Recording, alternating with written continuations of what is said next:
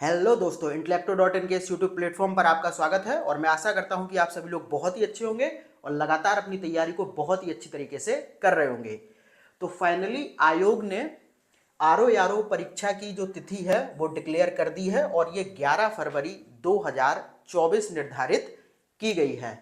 तो अब से अगर देखा जाए, आज 1 दिसंबर है, तो अब से अगर देखा जाए तो आपके हाथ में सिर्फ 70 दिन बचे हुए हैं और मैं आपके सामने आरओ यारो के लिए एक स्ट्रेटजिक वीडियो लेके आया हूं कि कैसे इन 70 दिनों का सदुपयोग किया जाए ताकि आपका जो रिजल्ट मिले वो सकारात्मक हो।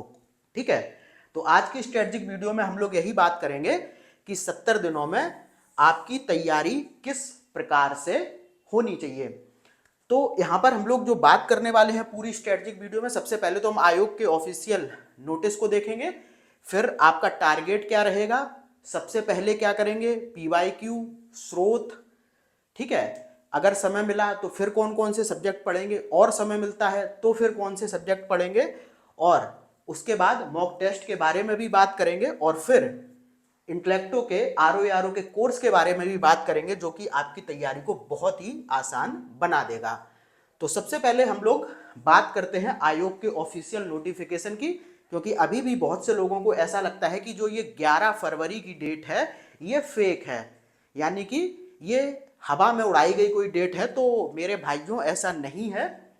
ये आप आयोग का ऑफिशियल नोटिफिकेशन देख सकते हैं जिसमें बिल्कुल क्लियर कहा गया है कि 11 फरवरी 2024 को रविवार के दिन सुबह 9:30 से 11:30 बजे तक जीएस का पेपर होगा और फिर 2:30 से 3:30 बजे तक आपका हिंदी का पेपर होगा। ये आयोग का नोटिस मैंने इसीलिए आपके सामने लगा दिया है। ठीक है, सारी चीज़ें आप पहले यहाँ पर देखिए और ये कोई हवा में उड़ाई गई डेट नहीं है, क्योंकि आजकल इतनी ज़्यादा फेक न्यूज़ फैलती हैं तो लोग मानने को तैयार नहीं होते हैं कि ये डेट सही है या फिर नहीं। इसीलिए मैंने आपको आयोग का ऑफिशियल नोटिफिकेशन यहाँ पर दिखा दिया। ठीक है, उसके बाद देखो हम लोग बात करेंगे स्ट्रेटजी की। तो स्ट्रेटजी में जो सबसे पहली चीज है कि आखिर आपका टारगेट कितना रहना चाहिए। ठीक है, तभी तो हम कोई स्ट्रेटजी बना पाएंगे जब हमें अपने लक्ष्य का पता होगा। तो आपका टारगेट जो रहना चाहिए वो रहना चाहिए, जीएस में आपको लगभग 80 से 85 क्वेश्चन सही करने हैं। ठीक है, नेगेटिव मार्किंग के बाद। ठीक है, ये ध्यान रखना। उसके बाद हिंदी में 50 से 55 क्वेश्चन आपको सही करने हैं नेगेटिव मार्किंग के बाद। यानी कि जो आपका पूरे प्री का जो टारगेट रहेगा वो 130 से 140 क्वेश्चन के बीच में रहेगा। अच्छा, ये है टारगेट आरओ वालों के लिए, यानी कि समीक्षा अधिकारी। और जो एआरओ वाले हैं यानी कि जो सहायक समीक्षा अधिकारी हैं उनकी मेरिट थोड़ी कम जाती है, तो वो 15 क्वेश्चन कम करके इस टारगेट को निर्धारित कर लें। ठीक है, तो वो मान के चल रहे हैं तो उनका 110 से 120 ले लें वो अपना। ठीक है, इतना ही अंतर आता है। तो अब समझो, अब आप लोग दिमाग में सोच रहे होंगे तो ये काफी 200 क्वेश्चंस में 140 लाना, ये तो बहुत टेढ़ी खीर हो जाएगी। तो देखो, एक चीज मैं आपको बताऊं, ये देखिए, इस पर थोड़ी सी नजर डालिए। ठीक है, मैं मानता हूं कि इससे पहले कभी भी आरओ की मेरिट 130 के पार नहीं गई है। ठीक है, लेकिन इस बार जाने की पूरी संभावना है। एक तो ये भर्ती 2 सालों में आई है, पहला। दूसरा, आप जब आवेदन की संख्या देखेंगे तो आपके होश उड़ जाएंगे। ठीक है, आज तक कभी आरओ के पेपर में 5 से 6 लाख से ज्यादा लोगों ने आवेदन नहीं किया है, लेकिन जो 2023 की ये भर्ती है उसके लिए 10,70,000 लोगों ने आवेदन किया है। मतलब कि आवेदकों की संख्या लगभग दुगनी हो गई है। तो मैं बिल्कुल मान के चल रहा हूं कि पेपर थोड़ा सा टफ भी आएगा, तब भी मेरिट कहीं ना कहीं 130 के पार ही जाके गिरेगी। तो आपको पूरी तरीके से ये दिमाग में सेट कर लेना है कि जो इस पेपर में आपका टारगेट होना चाहिए वो 130 से 140 के बीच में होना चाहिए, जिसमें आप जीएस में 80 से 85 का टारगेट करेंगे। ठीक है, 140 क्वेश्चन पूछे जाते हैं, नेगेटिव मार्किंग होती है, तो नेगेटिव मार्किंग के बाद आपके अंक होने चाहिए कितने, 1 नंबर का एक प्रश्न होता है, तो आपके अंक होने चाहिए 80 से 85, चाहे आप क्वेश्चन मान लें चाहे अंक मान लें, क्योंकि एक क्वेश्चन यहाँ पर 1 नंबर का होता है। वही सेम चीज हिंदी में 50 से 55 का टारगेट करना है, क्वेश्चन सिर्फ 60 होते हैं। तो हिंदी का जो मामला है वो इजी वाला रहता है और मोस्टली पीवाईक्यू यानी कि प्रीवियस ईयर क्वेश्चंस पर ये आधारित होता है। तो अगर आप बहुत अच्छी तरीके से अपनी तैयारी को कर रहे हैं तो ये टारगेट अचीव करना हिंदी का 50 से 55 वाला कोई बहुत बड़ी बात नहीं है। लेकिन लोग ज़्यादातर जीएस में मात खा जाते हैं, तो जीएस वाले सेक्शन के लिए भी मैं आगे बताता हूं कि आपको किस तरीके से चलना है। तो सबसे पहला आपका टारगेट पूरी तरीके से आपके दिमाग में सेट होना चाहिए, प्लस आपको ये समझना चाहिए कि प्रतियोगिता कितनी गलाकाट होने वाली है। तो ये संख्या आपके दिमाग में जरूर रहे, 10,70,000 और सीटें कितनी, मात्र 411। ठीक है, तो इस चीज को समझने की बहुत जरूरत है ताकि आपको जो प्रतियोगिता है वो पता चल सके कि कितनी ज्यादा टफ होने वाली है। ठीक है, अब हम लोग आगे बढ़ते हैं। तो सबसे पहले टारगेट सेट हो गया 130 से 140। उसके बाद अब मुद्दा उठता है कि आखिर इस टारगेट को अचीव करने के लिए हम सबसे पहले क्या पढ़ें। ठीक है, तो सबसे पहले आपको जो फोकस करना है वो करना है कोर सब्जेक्ट्स पे, जो कि आपको इस परीक्षा में सबसे ज्यादा अंक दिलाएंगे। तो देखो कौन कौन से हैं। सबसे पहले तो हिंदी। देखो हिंदी इतनी आसान है, अगर आप इसको बहुत अच्छी तरीके से तैयार कर लेते हैं तो 50 से 55 क्वेश्चन सही करना कोई यहां पर बहुत टेढ़ी खीर साबित नहीं होने वाली है। ठीक है, उसके बाद जो दूसरा सबसे कोर टॉपिक है वो आपका करंट अफेयर्स है, क्योंकि यहां पर आपको 15 से 20 क्वेश्चन देखने को मिलेंगे। तो करंट अफेयर्स आपको बहुत अच्छी तरीके से तैयार करनी है।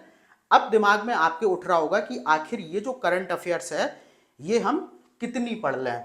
तो मैं आपको बता दूं कि आपको 15 जनवरी तक करंट अफेयर्स तैयार करना है। 11 फरवरी को पेपर है, तो 15 जनवरी तक की करंट अफेयर्स को तैयार करिए। और कितने महीनों की, तो देखो पूछी तो 1 साल की जाती है, लेकिन आपको 8 से 9 महीनों की करंट अफेयर्स को बहुत अच्छी तरीके से तैयार कर लेना है, क्योंकि जो मोस्टली क्वेश्चन है वो पिछले 8 से 9 महीनों की करंट अफेयर से ही पूछे जाते हैं।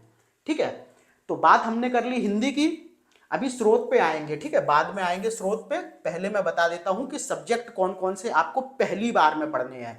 ठीक है, यहां पर मैंने लिख रखा है सबसे पहले जब ये वाले कंप्लीट हो जाएंगे फिर ये पढ़ने हैं, और जब ये भी कंप्लीट हो जाएंगे फिर भी समय आपके पास बचता है तो फिर ये। तो सबसे पहले जो आपको तैयार करना है वो आपको तैयार करना है हिंदी करंट अफेयर्स। उसके बाद आपको तैयार करना है आधुनिक इतिहास, क्योंकि यहां से भी आपको 8 से 10 प्रश्न सीधा देखने को मिलेंगे। उसके बाद देखो विज्ञान में जीव विज्ञान को तैयार करना है। अभी आपको भौतिकी और रसायन विज्ञान को नहीं पढ़ना है, अभी सिर्फ पढ़ना है जीव विज्ञान को, क्योंकि यहां से क्वेश्चन सबसे ज्यादा पूछे जाते हैं। क्वेश्चंस की संख्या ये लिखी गई है। ठीक है, तो 8 से 10 क्वेश्चन जीव विज्ञान से पूछे जाते हैं। उसके बाद आपको पढ़ना है राज व्यवस्था। ठीक है, तो राज व्यवस्था से 12 से 15 क्वेश्चन पूछे जाते हैं। फिर आपको भारत का भूगोल पढ़ना है, इससे भी 8 से 10 प्रश्न पूछे जाते हैं। फिर पर्यावरण 7 से 8 प्रश्न, और उत्तर प्रदेश विशेष, ठीक है, 8 से 10 प्रश्न। देखो यूपी पीसीएस में उत्तर प्रदेश विशेष भले ही ना पूछा जाता हो या फिर क्वेश्चंस की संख्या बहुत कम रहती हो, लेकिन आरओ के प्रीवियस ईयर पेपर को आप उठा के देख लीजिए। उत्तर प्रदेश विशेष की संख्या, वहां पर जो उत्तर प्रदेश विशेष से प्रश्न बनते हैं उनकी संख्या हमेशा से 8 से 10 रही है। तो सबसे पहले अभी जो आपको पढ़ना है वो इतने सब्जेक्ट पढ़ने हैं: हिंदी, करंट अफेयर्स, आधुनिक इतिहास, जीव विज्ञान, राज व्यवस्था, भारत का भूगोल, पर्यावरण और उत्तर प्रदेश विशेष। और देखो ये कोर सब्जेक्ट हैं जीएस के, जहां से कि आरओ की परीक्षा में सबसे ज्यादा प्रश्न बनते हैं। तो यहां पर कोई भी ऐसा सब्जेक्ट नहीं है जिसे कि आप छोड़ के जा सकें। अगर आपने एक भी सब्जेक्ट मिस किया तो आपको पेपर निकालना बहुत मुश्किल हो जाएगा। ठीक है, तो अब हम लोग बात करते हैं कि इनके स्रोत क्या रहने वाले हैं। अच्छा, सबसे पहले बात करते हैं हिंदी की। हिंदी की हम लोग बात करें तो मैं आपको ऑथेंटिक किताब ही बताऊंगा, या तो आप पीएन पांडे ले सकते हैं या फिर हरदेव बहारी ले सकते हैं, ठीक है। साथ में मैं आपको पहले ही क्लियर कर दे रहा हूं कि चाहे कोई भी विषय हो, चाहे ये हो चाहे ये हो ये हो, आप प्रॉपर इनके नोट्स भले ही ना पढ़ें, लेकिन PYQ लगाना पूरी तरीके से अनिवार्य है। PYQ मतलब प्रीवियस ईयर क्वेश्चंस, और इसमें यूपी PCS के द्वारा जितने भी एग्ज़ाम कराए गए हैं, ठीक है, चाहे वो कोई भी एग्ज़ाम हो, उन सभी के GS के और हिंदी के वो टॉपिक जो RO में पूछे जाते हैं, सभी कुछ सॉल्व कर लेना है। सिर्फ ऐसा नहीं है कि आप RO का PYQ सॉल्व करें, आप PCS का करें, आप BEO का करें, आप APS का करें, ठीक है, या फिर जितने भी एग्ज़ाम यूपी PCS लेता है और उनमें GS और हिंदी के जो क्वेश्चंस कराता है, उन सभी को सॉल्व करें। हिंदी के वही सॉल्व करने हैं क्वेश्चन जो कि आपके सिलेबस में है RO के, ठीक है। 6 टॉपिक हैं, आपको बहुत अच्छी तरीके से पता होगा। तो ये बात हो गई हिंदी की पीएन पांडे या फिर हरदेव बहारी, नोट करना है नोट कर लीजिए। उसके बाद करंट अफेयर्स के लिए कोई भी मैगजीन आप ले सकते हैं, चाहे आप घटनासार ले लें, घटना चक्र ले लें, परीक्षा मंथन ले लें, सभी मैगजीन्स लगभग एक जैसी होती हैं, मामला एक दो क्वेश्चंस का ऊपर नीचे हमेशा रहा है, ठीक है। तो आप घटनासार या घटना चक्र में से कोई भी एक ले सकते हैं। उसके बाद आधुनिक इतिहास, जीव विज्ञान, राज्य व्यवस्था, भारत का भूगोल और उत्तर प्रदेश विशेष, इसके लिए मैं सजेस्ट करूंगा कि आप परीक्षा वाणी को ले लें। शॉर्ट में ये किताब है, ज़्यादा भारी भरकम नहीं है। अच्छा, भारी भरकम से एक चीज़ मुझे ध्यान आ रही है, आपके लिए लिखा भी है विशेष ध्यान। क्या देना है विशेष ध्यान? देखो 70 दिन बचे हैं, इसीलिए भारी भरकम नोट्स व किताबों से बिल्कुल दूरी बना लें। चाहे वो कितने भी बड़े राइटर के नोट्स हों, कितने भी बड़ी कोचिंग के नोट्स हों, या कितनी भी बड़ी कोचिंग की किताब हो, आप सभी से बिल्कुल कट ऑफ कर लें, ठीक है, नहीं तो आप धोखा खा जाएंगे। मैं आपको बिल्कुल अपने अनुभव से बता रहा हूं, भारी भरकम किताबों से इन बचे हुए समय में बिल्कुल दूर रहें। अच्छा, परीक्षा वाणी भी उन लोगों के लिए है जिन्होंने अपने खुद के नोट्स नहीं बनाए हैं, ठीक है। अगर आपने खुद के नोट्स बनाए हैं या फिर आपके पास किसी ऐसे संस्था के या फिर किसी ऐसे राइटर के शॉर्ट नोट्स हैं जो कि आपको लगता है टू द पॉइंट हैं और पूरी तरीके से परीक्षा के लिए उपयोगी हैं, तो आप उनको पढ़ सकते हैं, फिर आप परीक्षा वाणी ना पढ़ें। और जिसके पास नोट्स वगैरह नहीं है वो परीक्षा वाणी को देख सकते हैं। बाद बाकी PYQ आपको कैसे भी लगाना है, ठीक है, इसमें कोई छूट छाट बर्दाश्त नहीं की जाएगी। और PYQ में सिर्फ ऐसा नहीं है कि आप सिर्फ इन सब्जेक्ट्स के PYQ लगाएं, ऐसा बिल्कुल नहीं है। PYQ का मतलब है जितने भी क्वेश्चन हो, चाहे जिस भी सब्जेक्ट से पूछे जाएं, आपको सभी के PYQ लगाना है। और PYQ के लिए आप कोई भी पब्लिकेशन उठा सकते हैं, चाहे वो घटना चक्र हो या फिर घटना क्या बोलते हैं यूथ का आता है, ठीक है, बानी पब्लिकेशन का आता है, तो किसी के भी हो, क्वेश्चंस को पढ़ें, उसके नीचे जो व्याख्या है उसको देखें, और सभी सब्जेक्ट्स के एक तरफ से ईयर वाइज हो तो बहुत अच्छे हैं, ईयर वाइज लगाते चलें और भी बहुत बढ़िया, या फिर आजकल आपने देखा है टॉपिक वाइज ज़्यादा मिलते हैं, ठीक है। तो टॉपिक वाइज जो भी मिल जाए, जैसे भी फॉर्म में मिल जाए, बस आपको ये हो कि आज से 10-12 साल पहले के जितने भी PYQ हैं वो आप पूरी तरीके से लगा के चले जाएं। तो स्रोत आपने देख लिए, भारी भरकम किताबों से दूर रहना है, PYQ लगाना है और सबसे पहले इन सब्जेक्ट्स को पढ़ना है। अब जब आपके ये सब्जेक्ट कंप्लीट हो जाए, देखो PYQ तो लगाते ही रहना है, इसमें कोई छूट छाट नहीं है, ये तो आप अंत समय तक लगाएं। जितने भी क्वेश्चन आपको आयोग के मिल जाते हैं, यूपी PCS के खत्म हो जाए तो BPSC के लगाएं, BPSC के खत्म हो जाए तो MP PCS के लगाएं। कहने का मतलब है कि जितना टारगेट आप अचीव करते चले जाएं तो फिर आगे बढ़ते चले जाएं, ठीक है, या फिर इनका लगातार रिवीजन करते रहें।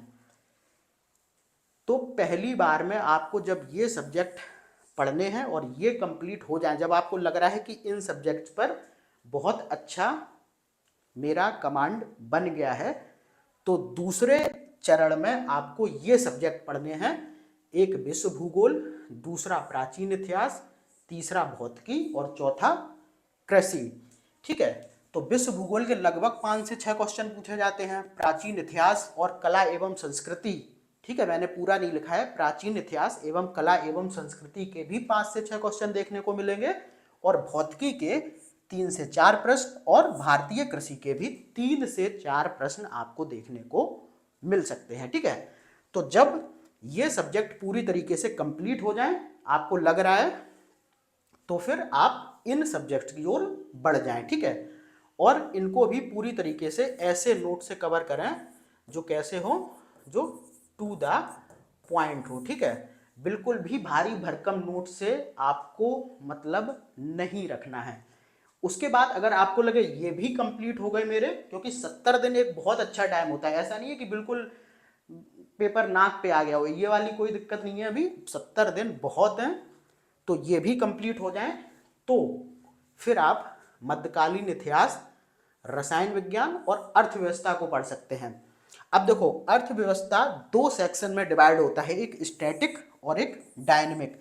स्टैटिक का मतलब होता है स्थिर वाला पार्ट, यानी कि जो पार्ट चेंज नहीं होता है, और डायनेमिक का मतलब होता है करंट अफेयर्स में जो आपको इकोनॉमिक वाला पोर्शन दिखता है वो। ठीक है, तो डायनेमिक, जब आप करंट अफेयर्स पढ़ेंगे तो डायनेमिक वाला जो सेक्शन है वो आपका कवर हो जाएगा अपने आप।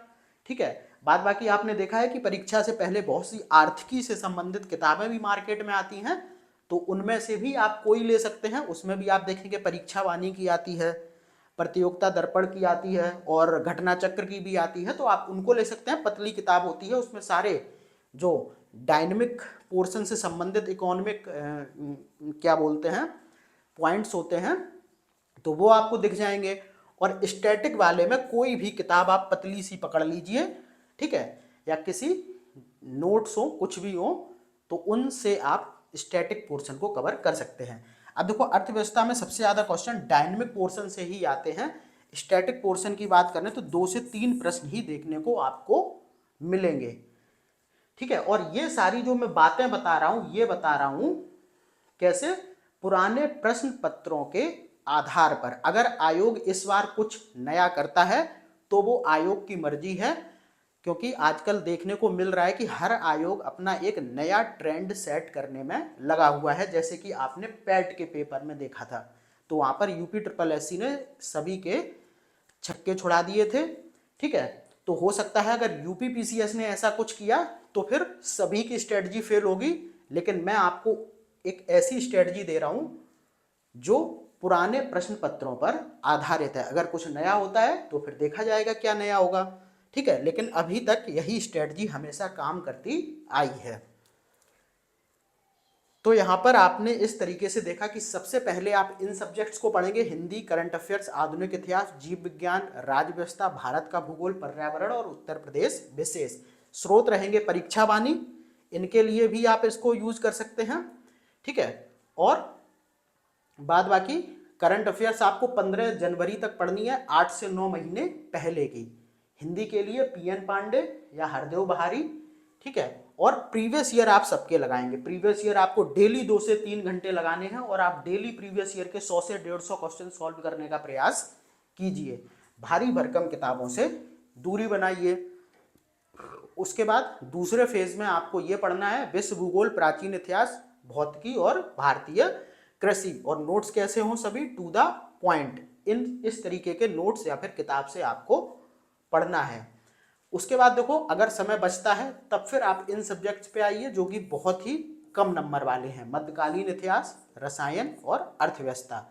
अर्थव्यवस्था के 2 सेक्शन हैं, डायनेमिक वाला करंट अफेयर से कवर हो जाएगा, और स्टैटिक वाले के लिए आप कोई भी नोट्स ले सकते हैं।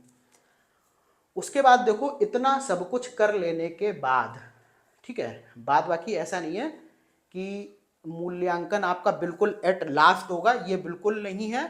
आप जितना पढ़ते चले जाएंगे उतने का मूल्यांकन आप सेक्शनल टेस्ट से कर सकते हैं। ठीक है, बाद बाकी अगर आपको लगता है कि आपका पूरे सिलेबस पर कमांड है तो आप फुल लेंथ मॉक टेस्ट लगा सकते हैं। ठीक है, इसीलिए मैंने दोनों विकल्प आपके सामने रख दिए। तो सबसे पहली बात है कि मूल्यांकन अति आवश्यक है, अनिवार्य है, इसमें किसी भी प्रकार की छूट छाट आप मत कीजिए। मैं बिल्कुल कह रहा हूँ, देखो बहुत बार होगा कि मैंने बहुत से लोग देखे हैं जो लगातार थ्योरी पे थ्योरी पढ़े चले जाते हैं, ये किताब वो किताब ये नोट्स इनका, और जब उनके सामने क्वेश्चन रख के आता है तो उन्हें कुछ भी समझ में नहीं आता है कि इस क्वेश्चन में क्या पूछ रहा है। तो मैं आपको एक सलाह देना चाहूँगा कि इस तरीके की सिचुएशन से बचने के लिए, कि बहुत से लोग सोचते हैं कि चलो ठीक है सीधा भैया वहाँ देखेंगे परीक्षा हॉल में जाके कि क्वेश्चन कैसा आता है फिर वहाँ पे सॉल्व करेंगे। तो मैं फिर बता रहा हूँ कि उस सिचुएशन से बचिए। आप अपने रूम को ही 2 घंटे डेली या फिर 3 से 4 दिन में एक बार फुल लेंथ मॉक टेस्ट जरूर सॉल्व कीजिए, और बिल्कुल जिस तरीके से परीक्षा हॉल में 2 घंटे बैठा जाता है पूरी तरीके से अपने आप को संयमित करके वहाँ पर पेपर दीजिए, ताकि आपको परीक्षा हॉल में जाने से एक तो डर ना लगे, और दूसरा कि कुछ भी ऐसा ना लगे जो पहली बार हो रहा है, कि पहली बार आप इतना टफ पेपर देख रहे हैं, ऐसा कुछ ना हो। इसीलिए जितने भी सेक्शन यहाँ से कवर होते चले जाएं, ठीक है, ये तो उसके लिए आप क्या कर सकते हैं, सेक्शनल टेस्ट लगा सकते हैं। मान के चलिए आपने आधुनिक इतिहास बहुत अच्छी तरीके से पूरा कर लिया, तो आजकल मार्केट में सेक्शनल टेस्ट हर जगह उपलब्ध है, आप कहीं से भी ले सकते हैं, तो ये लगाइए। और अगर आपको लगता है कि आपका सिलेबस पूरी तरीके से कंप्लीट हो गया है, आपने सारी चीज़ें पढ़ ली हैं, तो आप PYQ लगाते रहिए, प्लस हर 2 से 3 दिन में एक फुल लेंथ मॉक टेस्ट जरूर लगाइए। साथ में मैंने आपको बताया कि पूरी तरीके से एग्ज़ाम हॉल वाली स्ट्रेटजी के साथ में आपको ये मॉक टेस्ट सॉल्व करने हैं। मॉक टेस्ट को ऐसे हल्के में नहीं लेना है कि ठीक है चलो अपने घर पे दे रहे कोई दिक्कत नहीं, 80 आएंगे 80 सही, 20 आएंगे 20 सही, ऐसा बिल्कुल नहीं है। पूरे टारगेट के साथ में हल करना है। वहाँ पर आपको देखना है कि मुझे 130 से 140 के बीच में क्वेश्चन सही करने हैं आफ्टर नेगेटिव मार्किंग। 2 घंटे मुझे एज इट इज बैठना है पूरी तरीके से, ठीक है, उठना नहीं है बीच में। और फिर 1 घंटे बाद जैसे जीएस का सॉल्व करिए 2 घंटे, 1 घंटे का ब्रेक लीजिए, तुरंत हिंदी का सॉल्व करिए उसके बाद, ठीक है। यही होता है फुल लेंथ मॉक टेस्ट। तो पूरी तरीके से आपका जो मूल्यांकन है वो बहुत अच्छी तरीके से हो जाएगा। जैसे मान के चलिए सेक्शनल टेस्ट में आपका स्कोर कम आ रहा है, तो तुरंत फिर से पढ़ना स्टार्ट कीजिए उस वाले पार्ट को जहाँ के की क्वेश्चन गलत हुए हैं, ठीक है। इस तरीके से आप अपना मूल्यांकन भी कर सकते हैं। उसके बाद आप लोगों के लिए मैं इंटेलेक्टो के कोर्स की जानकारी भी लेकर आया हूँ। तो यहाँ पर आपको क्या है कि देखो 70 दिन बचे हैं। अगर आपको लगता है कि कहाँ आप मार्केट में दौड़ेंगे भागेंगे, इसकी किताब लाएंगे उसकी किताब लाएंगे, तो आप सीधा सा इंटेलेक्टो का जो कंप्लीट प्रारंभिक परीक्षा का कार्यक्रम है वो ज्वाइन कर सकते हैं। इसमें क्या है कि 1264 रुपये में आपको कंप्लीट जीएस और हिंदी के नोट्स आपके घर पे भेजे जाएंगे, पीडीएफ नहीं दी जाएगी। मैं बिल्कुल कह रहा हूँ कि अंत समय में पीडीएफ के चक्कर में पढ़े भी ना, हार्ड कॉपी से पढ़ने का प्रयास करें, ठीक है। तो जीएस के और हिंदी के संपूर्ण नोट्स आपके घर पर भेजे जाएंगे, और ये नोट्स टू द पॉइंट हैं। कुछ भी इसमें ऐसा नहीं है जो कि पेजों की संख्या बढ़ाने के लिए लिखा गया हो, ठीक है। उसके बाद आप देखेंगे तो इसमें आपको 15 फुल लेंथ मॉक टेस्ट भी मिलेंगे जो कि ऑनलाइन होंगे। करंट अफेयर्स की मैगजीन भी प्रति माह मिलेगी, और करंट अफेयर्स के 150 क्वेश्चन प्रति माह भी इसमें आपको दिए जाएंगे। यानी कि करंट अफेयर्स तो पूरी मिलेगी ही, साथ में हर महीने के 150 प्रश्न करंट अफेयर्स के भी उपलब्ध कराए जाएंगे, ताकि आप करंट अफेयर्स का भी पूरा रिवीजन करते चलें। साथ में आपको पर्सनल मेंटरशिप और गाइडेंस भी दी जाएगी। कोई भी दिक्कत होती है, कुछ भी समझ में नहीं आता है, आप तुरंत एडमिन को मैसेज करके उसके बारे में पूरी जानकारी ले सकते हैं। कोर्स की फीस है 1264। नोट्स आपके घर पे भेजे जाएंगे। ये चीज़ यहाँ पर स्पेशल है क्योंकि आजकल कोई भी कोचिंग आपको नोट्स घर पे नहीं पहुँचाती है, बहुत कमी होगी जो इतनी कम फीस में आपको पूरे नोट्स घर पर पहुँचाती होंगी। नंबर ये लिखा है 9368403908। इस पर कॉल या व्हाट्सएप करके आप इस प्रोग्राम की पूरी जानकारी ले सकते हैं, ठीक है। तो ये कोर्स की भी बात हो गई, और आपने टारगेट भी देख लिया सबसे पहले क्या पढ़ें, स्रोत भी देख लिया, पी बाई क्यू भी देख लिया, भारी भरकम किताबों से दूर रहना है ये भी मैंने बता दिया। दूसरी बार में क्या पढ़ना है जब कोर सब्जेक्ट खत्म हो जाए ये भी आपने देखा, और जब दूसरे वाले भी सब्जेक्ट खत्म हो जाए तो तीसरी बार में आपको ये सब्जेक्ट्स कवर करने हैं। और फिर मॉक टेस्ट के बारे में भी मैंने आपको बता दिया कैसे अटेंड करना है, और उसके बाद आपको इंटेलेक्टो के कोर्स की जानकारी भी दे दी। तो ये हो गई पूरी स्ट्रेटजी। अगर आप इस स्ट्रेटजी के साथ में चलेंगे तो निश्चित ही आप मुख्य परीक्षा में बैठे होंगे। बाद बाकी ये आपकी पढ़ाई की ईमानदारी पर निर्भर करेगा कि आप कितनी ईमानदारी से पढ़ रहे हैं।